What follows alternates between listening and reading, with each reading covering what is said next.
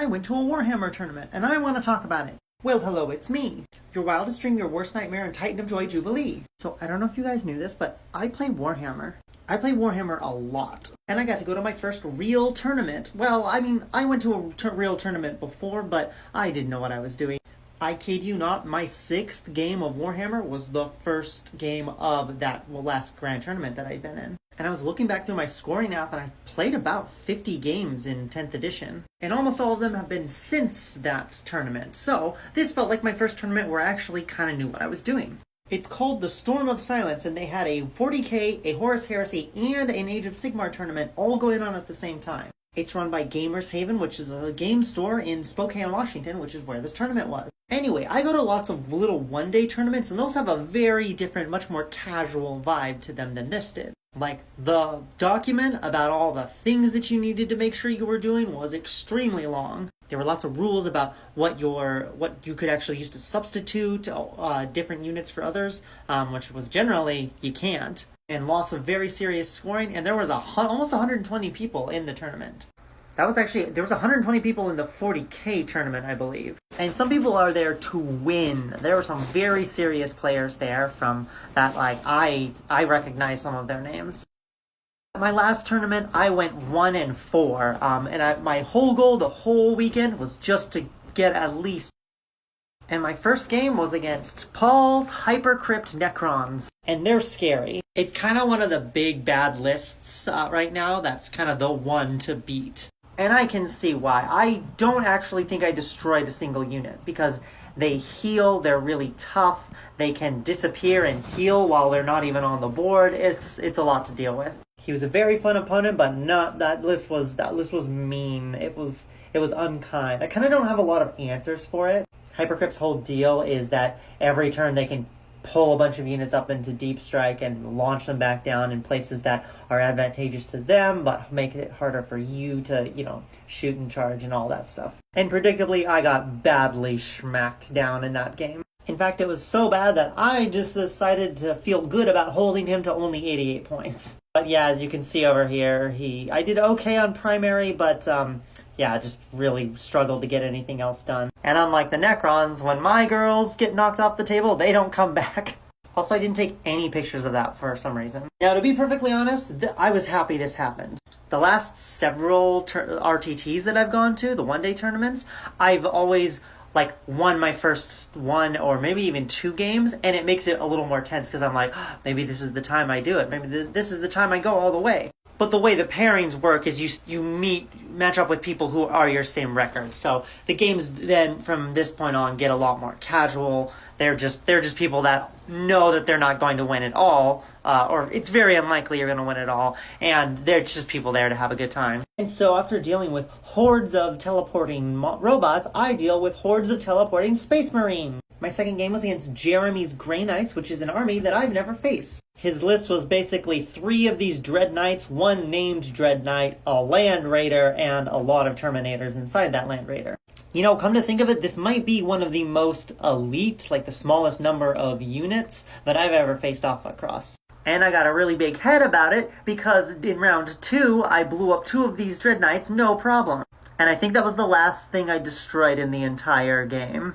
Grey Knights also have this teleportation shenanigans, and it's a little more intense, and they are much, much, much more elite than the Necrons were. In fact, there was a point where I needed to get into the center of the battlefield, and he had a brick of Terminators, and a good half of my models that were on the board, which was a good third of my entire army, unloaded all of their weapons at it, even threw in some stratagems to help me out, and I think I did one wound to an entire thing.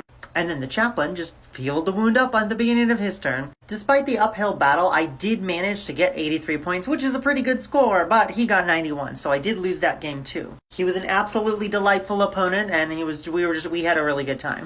Anyway, on to game 3. You continuity heads out there will notice that I'm wearing something different. That's because it's a different day. That's right, I actually do things other than make TikToks. I know, crazy. It's what I gotta do to balance my mental health with the rigorous schedule of making a TikTok every now and then again. Game 3 was against Chris and his Iron Warriors. And I never experienced this in person, but I personally think that the Iron Warriors and the Iron Hands are some of the silliest Space Marine factions. And Iron Warriors and Iron Hands players love their army in a way that is unbelievably charming. And I gotta say, I'm a fan. It was infectious. This was a tank and demon engine list. I only think there was one unit of infantry, and then a couple of Mauler Fiends, a bunch of the Vindicator tanks, and I can't remember what the big scary guy down there is. Another lesson learned at this tournament was that the local meta where I live is a little different from what the actual big tournament meta is. Because right now we hear that tanks and vehicles are the way to go, and that's true, and people at my local games bring lots of tanks. But this was not the only list that was like 90% big vehicles, and I am not prepared to deal with that. But this was one of the most fun games, because at this point in the tournament, both Chris and I were 0-2. It was the third game of the first day. We were very tired, and we looked across the table at each other and were like, this is a very casual game. We did lots of takebacks, we did lots of, it was just, in general, this was not going to be the most serious of games. So we go back and forth, we're getting ready. We both deploy pretty cagey and then move pretty cagey, so turn one's pretty uneventful. Little chats that we had afterwards, though, turn 2 got referred to as the Harvest. Because lots of tanks, for the most part, because it's tanks playing into a tank meta, have anti-tank weapons. Then every tank usually has a tiny little gun that, is used for anti-infantry. It's just a little bonus tacked on. You never expect it to do a whole lot. But I think in turn 2, he picked up something like 20 sisters, just with little pot shots from these small weapons. And where there was dedicated anti-infantry fire, it was even worse. And then my round 2, I think I pick up all of the medium demon engines, several of the tanks. I know at one point we popped the Land Raider, and it is just an absolute slaughter. I think one thing that also led to this is that this was the mission where the objective points in No Man's Land slowly disappear over the game, and they thus become worth more points. Now you know what point is going to disappear. Now that I'm saying that though, I think that would be very interesting as if you didn't know ahead of time where the final point was going to be, making you have to play across the whole map. But we know, and it's this one over here. So he parks his Land Raider, he sends out a bunch of Chosen, I send in my Arcoflagellants and Morven Vol and my Flamethrower tanks, and it's just, everything's just getting butchered right there. And it got really bad. We got really thin towards the end of the game. Also because we were tired, we were playing slow, so we got to the point where T.O. came by and was like, hey, 15 minutes, and I think we were about to start turn 5.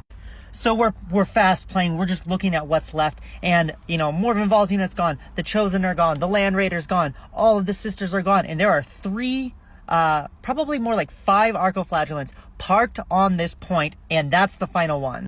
And that's worth 15 points, and this is out of a game that would eventually be, we would each be scoring approximately 50 points, and it was a less than a 10-point game.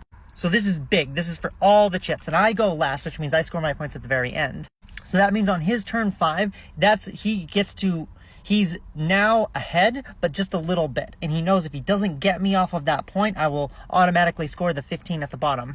And everything lines up a shot on it. Everything shoots at the Arcoflagellants. And that 4+ Feel No Pain saved my bacon and won me the game. Because there were 2 Arcoflagellants that were too dumb to die, just parked right on that point, and he got to the last of his shooting, he goes, yep, I didn't get you off of that, there you go, and we scored up the points, and I won. And when I say I won, I mean it was 52-47, which is a very low scoring game. I think we just kept blowing each other off of the primary points, so we weren't able to really score very much. Great game, awesome opponent, and that was the end of day 1. So I'm 1-2 going into the second day, and that's probably where this video is going to end because I'm running out of time. Stay tuned for my video on day 2 and just some general thoughts that I had about the whole tournament. Thank you so much for watching.